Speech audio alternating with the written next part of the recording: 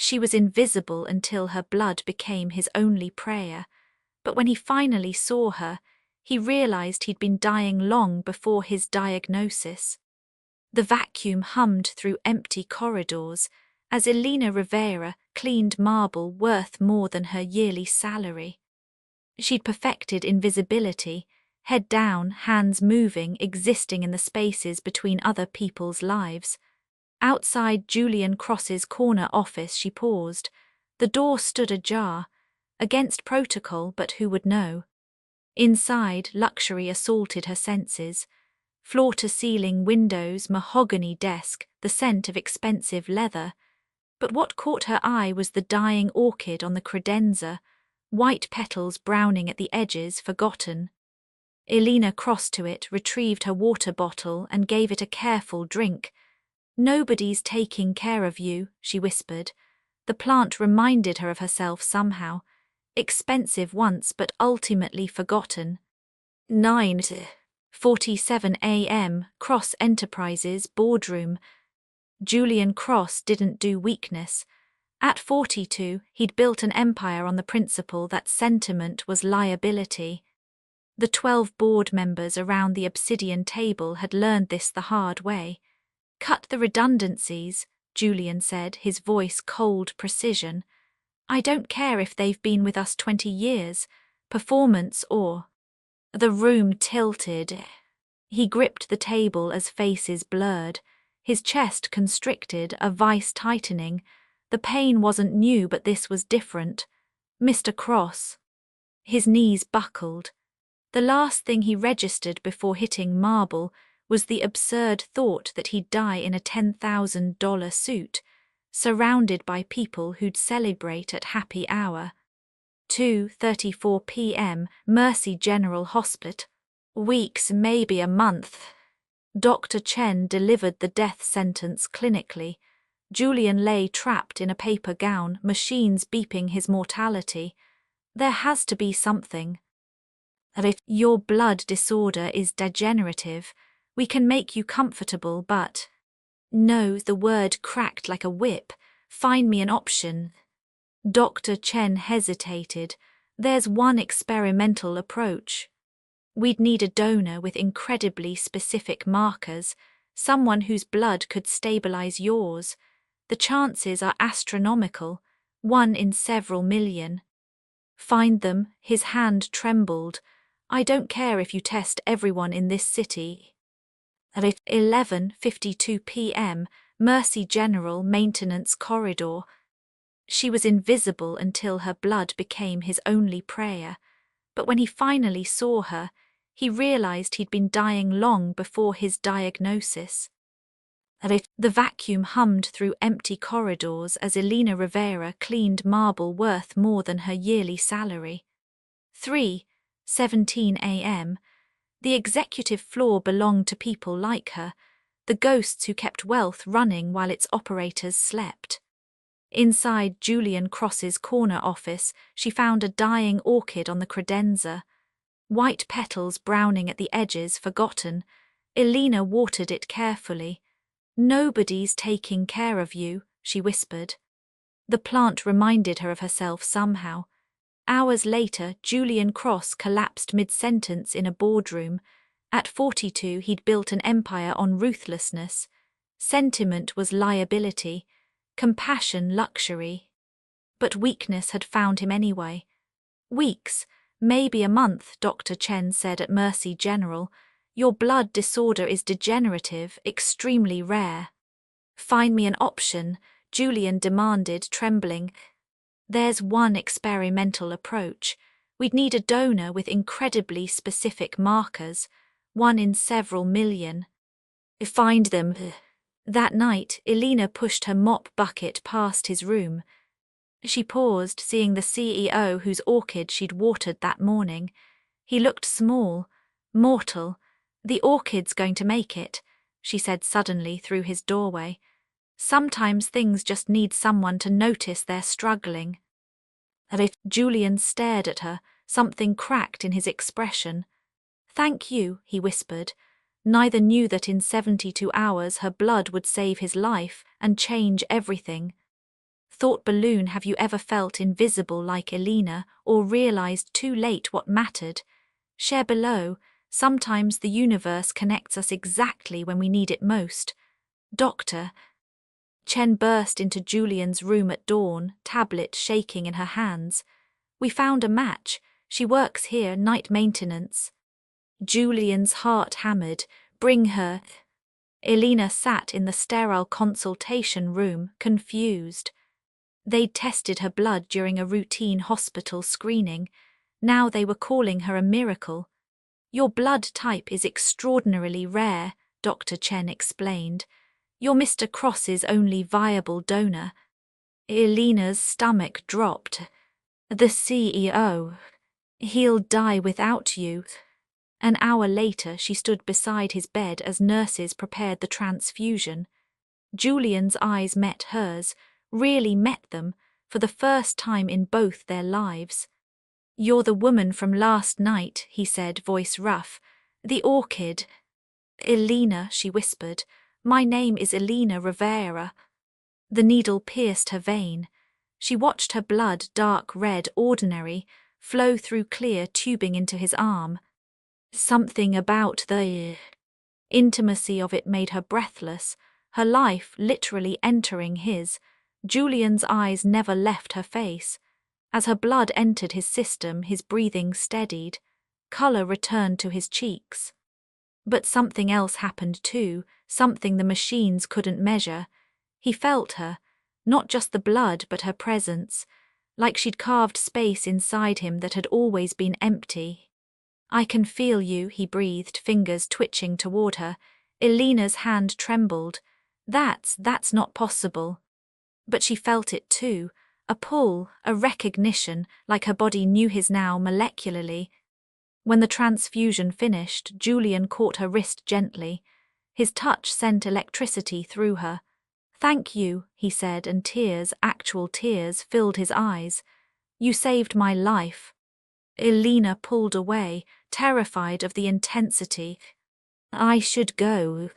Wait, but she was already gone, leaving him with the ghost of her warmth and the impossible feeling that he'd just met the most important person in his world.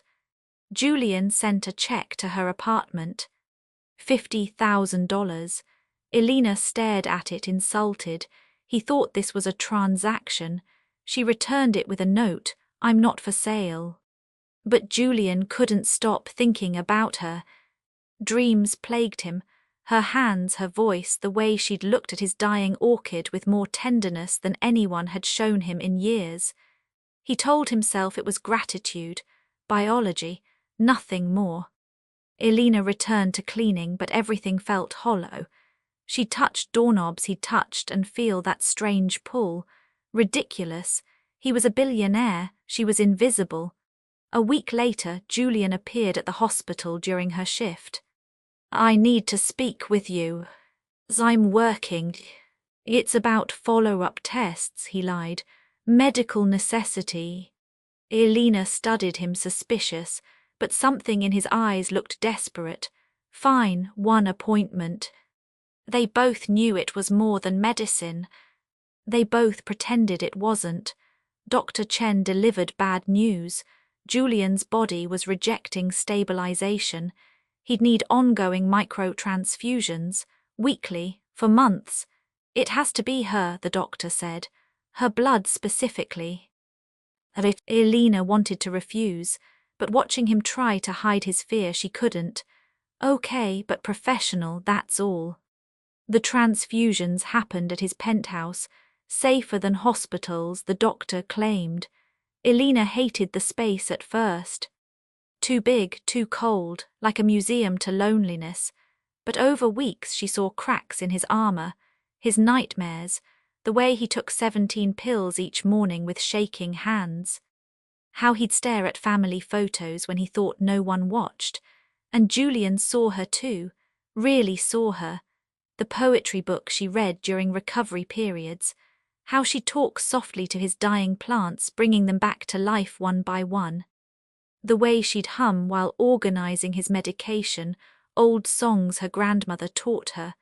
One evening after a transfusion, Elena found him on the balcony. "You should rest," she said. "I rest better when you're here." The admission seemed to surprise him. She stood beside him, the city glittering below. "Why did you build all this?" she asked. "The empire, what was it for?" Julian was quiet for a long time. "I thought if I was powerful enough, untouchable enough, I'd never feel small again." He laughed bitterly. "But dying makes you realize you were always small." Elena's hand found his. She didn't plan it. His fingers closed around hers, desperate. Neither pulled away. "Why maintenance?" Julian asked during their next session. "You're clearly educated, the poetry, the way you speak." Elena's jaw tightened. "College dropout. My parents died in an accident when I was 19. I have a younger sister, Mara. She's 16 now. Every dollar I make goes to keeping her in school, making sure she has the life I lost." "So you made yourself invisible." "Invisible is safe. Invisible doesn't get hurt." Her voice cracked. "When my parents died, people looked at me with pity. I hated it. I wanted to disappear." Julian understood. "After my parents died, everyone wanted a piece of me. The company, the money. I learned that people don't see you, they see what you can give them. So you became untouchable." "Untouchable is lonely." Elena touched his hand during the next needle insertion. He didn't flinch. "You're not alone anymore," she whispered.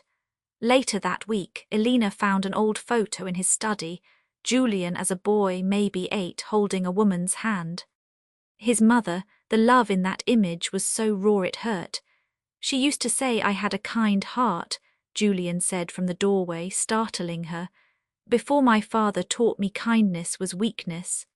"What if they were both right?" Elena said. "What if you needed armor then, but not now?" Julian's eyes glistened.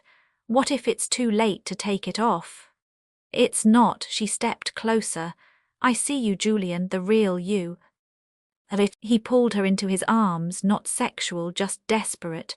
She held him as he shook, years of loneliness pouring out. For the first time in decades, Julian Cross cried. "Stay for dinner," Julian said after the next transfusion. "Not as my nurse, as a guest." Elena smiled. "Okay." He cooked badly but earnestly. She laughed as he burned garlic bread. "You run a multi-billion-dollar empire but can't make pasta." "I've had chefs my whole life." He grinned, boyish suddenly. "This is my first time." They ate on the balcony, city lights their chandelier. He taught her about wine. She taught him about finding joy in small moments. "Do you know what I noticed about you?" Elena said, wine loosening her tongue. "You remember people's names, the nurses, the drivers. You pretend to be cold, but you notice. You notice dying orchids," he countered. "You see things everyone else ignores. Maybe we are both just lonely people who learn to hide it differently." Julian reached across the table, fingers brushing hers. "I'm not hiding anymore, not with you." "Me neither." The almost kiss hung between them, electricity, possibility. But Elena pulled back gently. "I need to know this is real, not just biology or gratitude." "It's real," Julian breathed. "You're the most real thing in my life." She fell asleep on his couch that night, exhausted. Julian watched her breathe, her hand curled under her cheek like a child. He draped a blanket over her, heart breaking open. "I'm falling in love with her," he realized, "and I don't know if I deserve her." Thought balloon. When was the last time someone truly saw you, beyond what you could offer them? Drop your answer below. Real connection changes everything. Julian's brother Marcus stormed into the penthouse with 2 board members. Elena was there mid-transfusion. "So the rumors are true," Marcus sneered. "My brother's life depends on cleaning staff." "Get out," Julian growled. She's blackmailing you, isn't she? How much is she extracting per session? Elena's face went white. I'm not. Spare us, Marcus turned to Julian. The board is concerned. This looks unstable. Desperate, we need a professional arrangement, medical facility, legal contracts. She's not a vendor, Marcus. Then what is she, your girlfriend? Marcus laughed cruelly. Come on, Julian, a janitor. What's next? You're going to make her first lady of Cross Enterprises. The silence stretched. Julian should have defended her immediately. Should have thrown Marcus out. But old patterns held him frozen for 3 seconds too long. That's all it took. Elena ripped the needle from her arm, blood smearing. I'm done. Elena, wait, Julian reached for her. No. Tears streamed down her face. I'm not your medicine, I'm not your charity project, I'm not anything to you except what I can give you.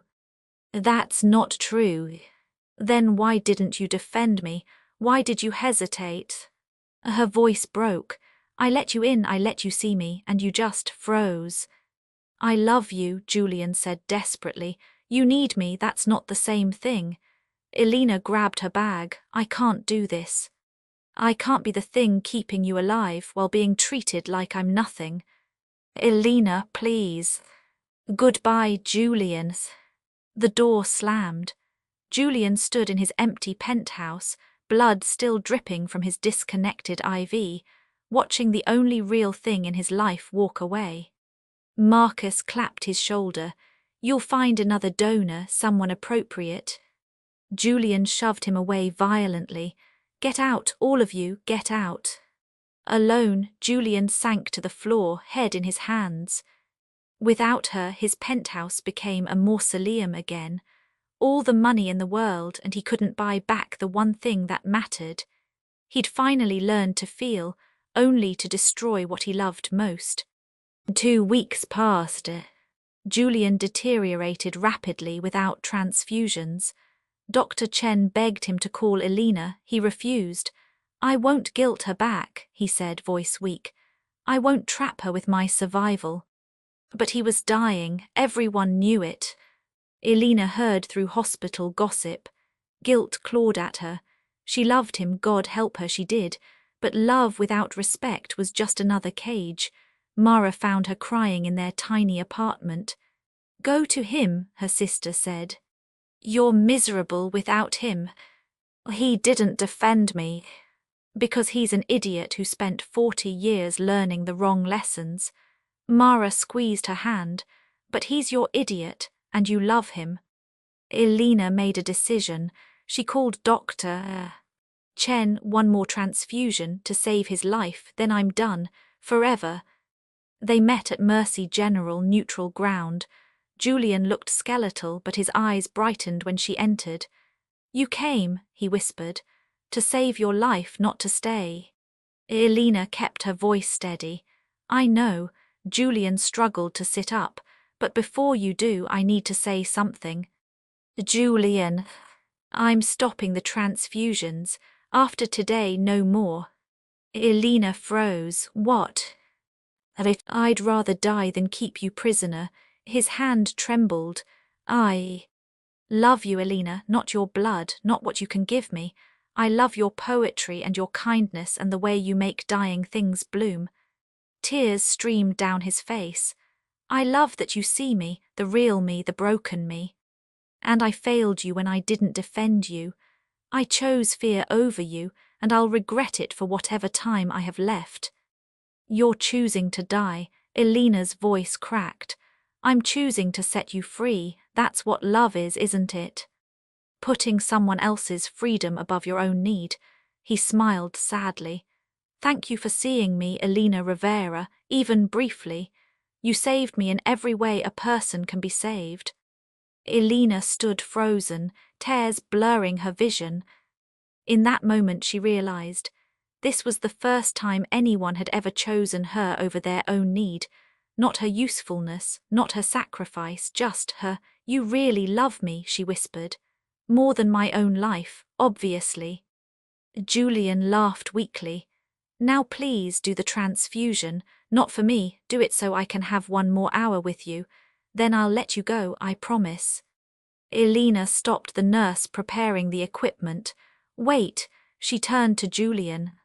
You're willing to die to free me? Yes. That's the stupidest romantic gesture I've ever heard. Elena crossed to his bed, taking his face in her hands. I'm not giving you one final transfusion, Julian. His face crumpled. Elena, I'm giving you a lifetime of them because I choose to, not because you need me, because I want you. She kissed him softly. I love you too, you idiot. I love your broken heart and your terrible cooking and the way you remember people's names. I love that you're learning to feel again. But what I did was human. You hesitated, you're learning. She pressed her forehead to his. We're both learning. You're learning to be vulnerable. I'm learning to be seen. Maybe we can learn together. And if you're choosing this freely, I'm choosing US, but I need you to promise me something. Anything. No more hiding me, no more hesitating. If you love me out loud. In front of your brother, your board, the whole world. I won't be your secret. Julian pulled her onto the bed, holding her like she might disappear. I'll shout it from every building I own. I'll put your name on the company letterhead. Violet, just introduce me as your girlfriend, maybe. Elena laughed through tears. Baby steps. I love you, he whispered into her hair. My beautiful, impossible miracle. I love you too, now let's get you healed. We have a life to build. Elena sat in the front row of the Cross Enterprises annual gala, wearing a dress that cost more than her childhood home. She still wasn't comfortable with the wealth, but she was learning. More importantly, Julian was learning too, how to use his power for good, how to build an empire that didn't crush people. The orchid from his office sat on their shared nightstand now, blooming beautifully. Julian took the stage for his speech, but instead of corporate platitudes, he did something unprecedented. Before we begin, he said, I need to introduce you to someone. 6 months ago I was dying. Not just physically, but spiritually. I'd built a fortune but lost my humanity. Then a woman watering a dying plant saved my life, literally and figuratively. He extended his hand. Elena's heart raced as she joined him on stage. This is Elena Rivera. She's a student now, finishing her degree in poetry and literature. She's my partner, my conscience, and the love of my life. And next month, if she'll have me, he dropped to one knee as the crowd gasped. She'll be my wife. Elena's hands covered her mouth. You're proposing here. I promise to love you out loud. He opened a velvet box. Elena, will you marry me? Will you keep saving me every day for the rest of our lives? Yes, she sobbed. Yes, you dramatic idiot, yes.